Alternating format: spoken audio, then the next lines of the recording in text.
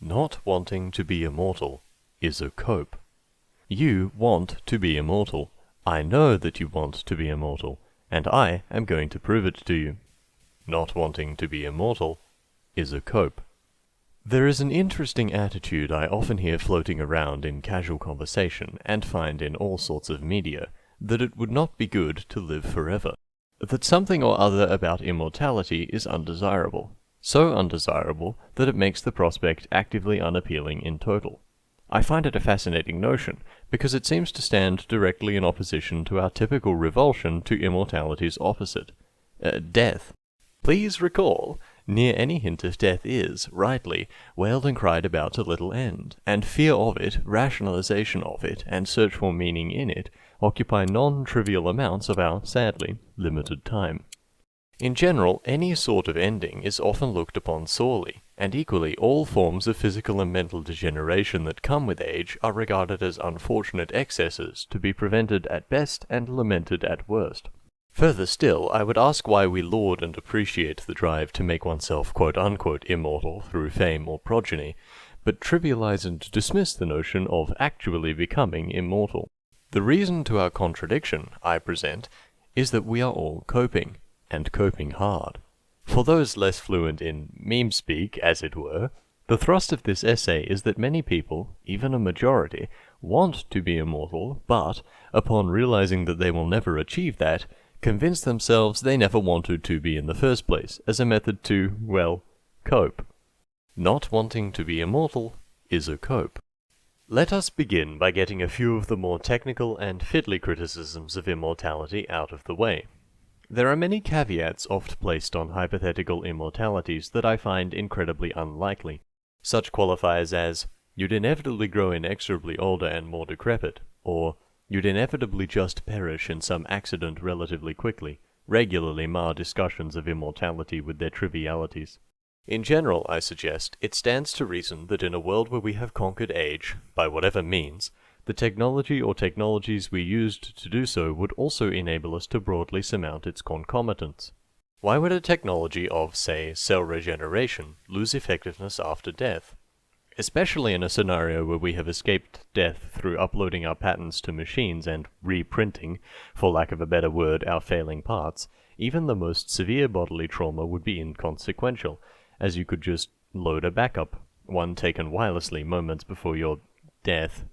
In total, I suggest a world that has achieved the prevention of death caused by age would near certainly also be capable of preventing death by other causes, save perhaps freak incidences such as novel diseases, or accidents in the order of complete corporeal pulverization. As such, this essay will proceed assuming perfect immortality, where degeneration and accident don't pose a relevant threat. Not wanting to be immortal is a cope, and if it is, and it is, how are the people coping? One of the most common "I wouldn't want to be immortal because" arguments is that the candidate immortal wouldn't want to outlive their friends and family, articulated either to emphasize the traumatic nature of watching them all die, or the allegedly inevitable loneliness that would follow. To this point, my response is multi-layered. Firstly, I think it is reasonable to discount friends from this equation entirely. Over one's regular life, it is remarkably common to fall in and out of touch with friends, and we cope just fine. Any friend that you stay in contact with for more than, say, 25 years could almost be referred to as family anyway, and for our purposes here will be. Other friends come and go, and there seems to be no reason this wouldn't continue if you were immortal. To proceed, let's for a moment assume that only you are immortal. We'll come back to this assumption, and flip the original question on its head. Instead of asking, would you choose to be immortal, we can ask, you are immortal, would you choose to die? I suspect that, starting from a place of immortality, many people would endure the deaths of their family and persist, gaining new close relationships as the years went by. Choosing to die is a not too common human action, and I argue that the will to live would likely outstrip the sorrow of losing loved ones. In a regular life, you will lose approximately half of the people you love before you die anyway, and given we endure this, I don't see why an immortal would suffer any more the second or third time. Certainly not enough to say, I am going to die. However, I can very much understand that there are many who would choose to die, and though the will to live is strong, humans have a storied history of committing the game end for all sorts of reasons, particularly even for family. Checkmate, then, for the argument to immortality? Not so, for the death of the family argument assumes a strange and fantastical reality, where only you are immortal. But Walter, you might ask me, is immortality not fantastical anyway? Is the entire premise not wild? Certainly, sure. Correct, even. But it is no argument against attempting to establish a reasonable fantasy from that premise. When we conjecture immortality is possible, we should suppose it was achieved by its most reasonable methods, and suppose the most reasonable consequences of its achievement. So, instead of proposing and discussing a scenario where one person has been magically bestowed with immortality some or other how, we should instead reason who would have access to the technology as a result of its hypothetical development. And who do I reason would have access to it? Everyone. Or nearly everyone. Regardless, I suspect, of where the technology was made or how expensive it initially was, I cannot see a future in which only a small fraction of the population gains access to it. Many have postulated that immortality would represent the most awful expression of capitalism's or autocracy's elitism, and that only the uber-wealthy or powerful would gain access to it, creating a caste society of immortals and mortals. But I find this dystopia unlikely. For this I give two reasons. Firstly, immortality would be a highly sought-after commodity for a majority of the population, perhaps even the most highly sought after. There would be a not insignificant faction, globally, who would do anything to get their hands on it. Sure, we have seen life-saving medicines such as insulin price-hiked into unreachability, and lackluster and tardy regulations implemented to control it. But diabetics only represent a fraction of the population, whereas mortals tend to constitute a rather much larger portion of the voter base. The second reason is based in economics. Essentially, what sensible government wouldn't endorse a technology that would create a larger and larger working-age tax-paying population, especially such a population that would not be destined to age into an economic burden? It is in state interests to promote immortality, and so it will be promoted, at least in economies where the average citizen is essential to prosperity. No, then, being immortal would not result in the traumatic loss of your friends and family, leaving you a sorrow-ridden husk, because, frankly, you can make new friends, and, realistically, your family would also be immortal. Not wanting to be immortal is a cope. Or, perhaps it isn't. Would you not, after all, eventually, inevitably, get bored? This common argument to the undesirability of immortality has always struck me as odd, because in an infinite universe, surely there are infinite things to do. To speak somewhat less conceptually, take heed of these figures. Every minute, 500 hours of video are uploaded to YouTube. Every year, 600 films, roundabout, are released from Hollywood.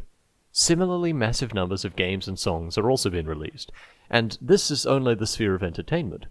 Sure, most of it is entirely trash, but there is nonetheless more content than you could ever possibly consume being produced, assuming production continues, even if you were immortal. And this is not even considering history. If you have an interest in it, then every day brings with it the slow unfolding of meaningful events, where one can wait years and decades to witness trends play out across time. An interested party can predict and bet, challenging himself to accurately map the future. Further still, if one has an interest in academia, there appears to be unending research to be conducted in the hard sciences, and debates to be developed in the humanities. And for those less interested in study, there is always more art to be created, whether original or iterative. Most of all, whatever world you live in through your 290s will not be the one you live in through your 320s. New York was once New Amsterdam, Luigi. You will not get bored. Not wanting to be immortal is a cope. Or, again, maybe it's not, and immortality is a quite reasonable fear. Perhaps mortality is a gift, something to be dearly husbanded. This is, of course, that justification of immortality's alleged undesirability quite nicely exemplified in Tolkien, where man's gift of mortality compels him to achieve great things. The idea is that without the pressure of death looming, we would all fall into slovenly unproductivity, forgetting ambition in the face of eternity. Why create a lasting legacy when you can constantly supply an immediate one? This is perhaps the most vexing of all the criticisms of immortality, because there are really no examples to compare either way. As such, we can only speak in hypotheticals. Nonetheless, that does not mean it is any less easily discreditable. I think we can divide this question into a few parts, where each element will answer the question satisfactorily for different people. Firstly, we can split people into those who care and do not care about legacy. Obviously, for those who do not, this query of immortality's effects is essentially moot. For those who do, they can be split once further, I propose, into those who care for legacy's sake, and those who care for it for what it brings about. Those who care for legacy only because they don't want to be forgotten also will not be bothered by this element of immortality's potential effects, as, well, they'll still be around. Thus, we can see that this criticism only applies to a specific group of people at most, if it applies at all, that group being those who care less for legacy itself, but instead for a component of achieving it, whether that be fame within one's life, or the hard work and achievement that leaving a legacy requires. To those people, a world where they are less pressured to achieve may terrify, as they picture themselves sloth-like and pitiful without their existential motivation. However, to those people I pose this. Is it not even more impressive to achieve great feats when one has no existential threat to not achieving them? Is that not a greater still expression of will and ambition that we can even hope to achieve without immortality? Think of how we compliment those who go out of their way to improve things that would have been received well regardless, those who continue to strive for excellence despite already reaching fame and glory. Is the pursuit of achievement directly not an even nobler goal, one that immortality would force you to pursue? Well, yes, it is noble, but notwithstanding, death is not the only motivator in the human experience. Sure, one might, on the grand scale, be motivated by a perception of an ever-ticking clock, but in the day-to-day moments there are far more basic impellents at play. Why don't you shout at your significant other in the morning? Because you don't want to be abusive. Why do you prepare breakfast? Because you're hungry, damn it. Why do you work on your projects? Sure, because you want to be remembered, because you want a legacy, etc., but also because you enjoy it, and want to apply yourself to something through the long hours of the day. Not only to have not wasted that time, but also to escape boredom. If we conceive of death as a negative motivator, I must do something now lest I never do some things, then most other motivators are positive. I must do something now lest I get bored. And these can be very powerful. People have done some incredible things because they were bored, especially kids, which brings me to another point. I'll bet you did quite a bit when you were a kid, maybe even some stuff you were proud of, given your age. And all before you even had a proper concept of time, before you had that ticking clock. There must, then, be something inherent to us, a positive motivator, that enables us to work for reasons beyond threat and fear, particularly of death. The most obvious of these are societal pressures, impressing the parents, the friends, the ladies, etc. But there are less obvious motivators too. Perhaps you experience a desire to explore or to teach, or a drive for fun in and of itself. There are many, many things to motivate you beyond death. Therefore, we lose neither motivation nor ambition as we gain immortality. Not wanting to be immortal is a cope. You are now immortal.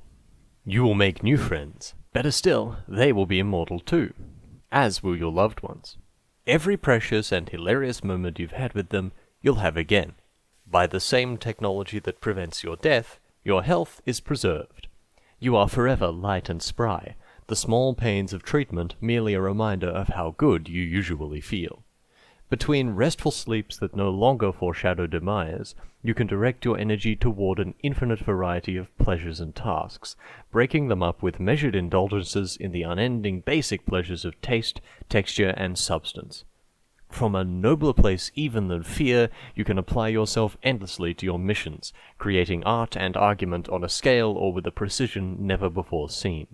You can test the limits of your patience or the strength of your will, or you can sit back and watch the whole of history unfold, your personal calendar spanning celestial affairs and dwarfing the empires of old. Not wanting to be immortal is a cope. Not wanting to be immortal is a cope. Not wanting to be immortal is a cope.